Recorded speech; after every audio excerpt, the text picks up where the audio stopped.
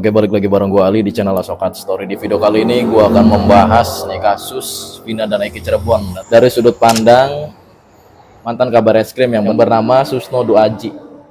Jadi beliau adalah mantan kabar eskrim pada tahun 2008-2009. Di sini gue akan bahas penuturan beliau mengenai kasus Vina dan Eki Cirebon yang begitu rumit dan begitu menjadi atensi publik dan viral pada saat ini ya. Padahal kasusnya itu seperti yang kita tahu, kasusnya terjadi pada tahun 2016, yaitu 8 tahun yang lalu. Untuk menambah keyakinan dari kita semua, kita lihat dulu nih profil dari Bapak Susno Duaji. Gue penasaran nih, gue mau lihat dulu nih. Pasti di antara kalian juga bertanya-tanya kan, siapa sih Pak Susno Duaji itu? Pak Susno Duaji, profil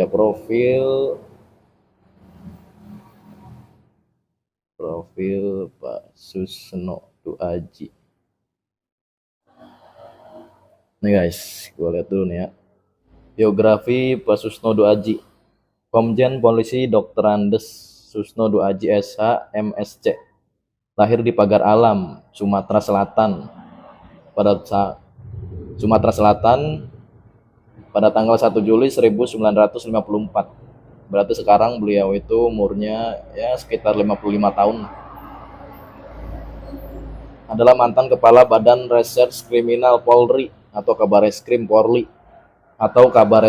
Polri yang menjabat sejak 24 Oktober tahun 2008 hingga 24 November tahun 2009. Sebelumnya ia menjabat sebagai Wakil Kepala Pusat Pelaporan dan Analisis Transaksi Keuangan atau PPATK dan Kapolda Jawa Barat. Begini.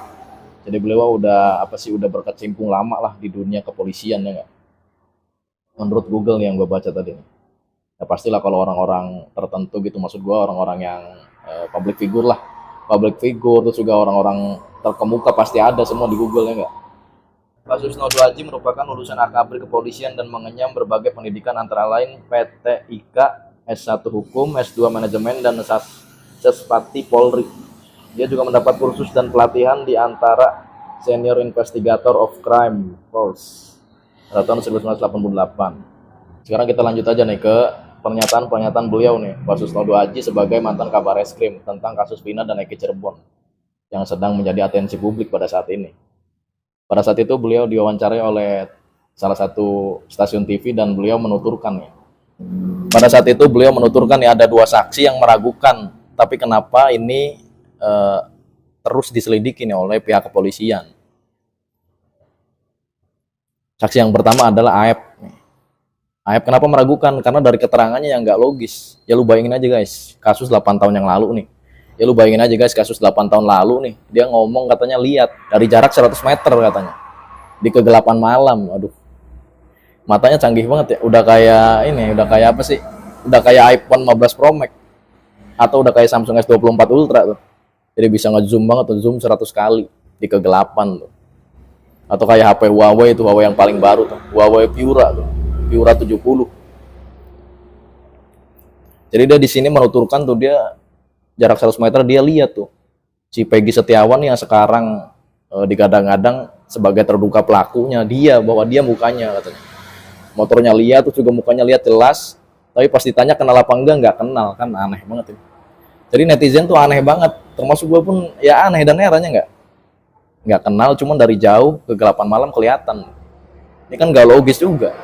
Menurut Pak Susno Duaji pun sebagai mantan kabar eskrim nih, ini sangat nggak logis dan sangat meragukan. Ada lagi saksi yang kedua nih yang menurut Pak Susno Duaji di kasus Vina dan Eki Cirebon ini meragukan lagi nih, yaitu saksi yang bernama Mel. Dia juga menuturkan beberapa keterangan yang janggal nih, menurut netizen dan juga menurut mantan kabar eskrim Polri tahun 2008-2009 yaitu Pak Susno Duaji. Kenapa? Karena si Mel itu menyatakan katanya dia tuh membuntuti para pelaku nih ketika kejadian katanya. Sedangkan aksesnya itu cuma satu guys. Jadi for your info nih, beberapa hari yang lalu sempat diwawancarai nih mantan ketua geng motor di Cirebon nih ya, tentang lokasi Vina dan Eki Cirebon tersebut. Dan langsung di TKP-nya nih, gue pun lihat nih, ada di samping kiri gue nih fotonya, ada di samping kanan gue fotonya nih. Itu tuh aksesnya cuma satu, jadi kalau orang yang ngebuntutin pasti ketahuan, pasti kelihatan gitu loh.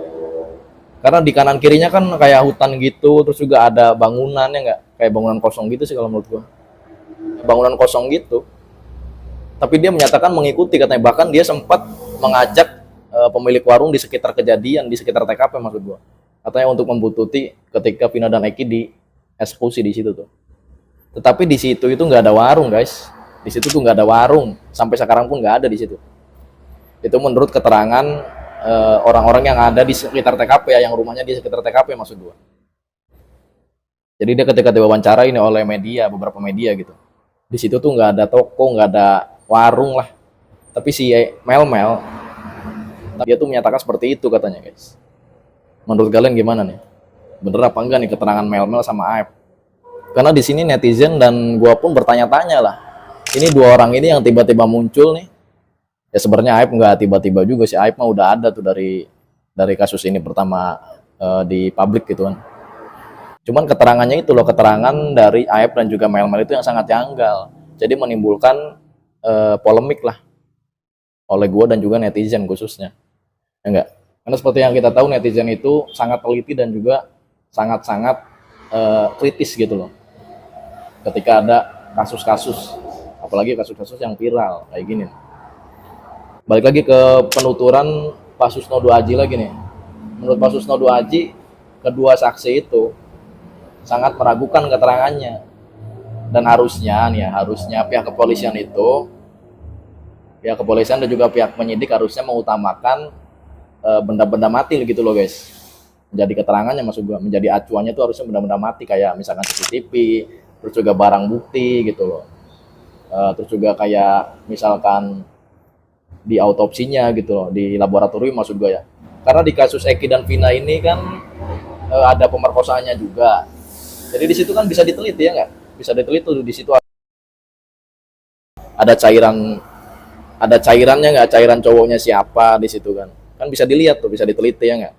Atau CCTV-nya dilihat lagi, kan bisa kayak gitu menurut Pak Susnodo Aji sebagai mantan kabar eskrim. Tentunya dia di sini udah sangat pengalaman lah tentang kasus-kasus yang besar gitu kan, yang besar dan juga kasus yang rumit.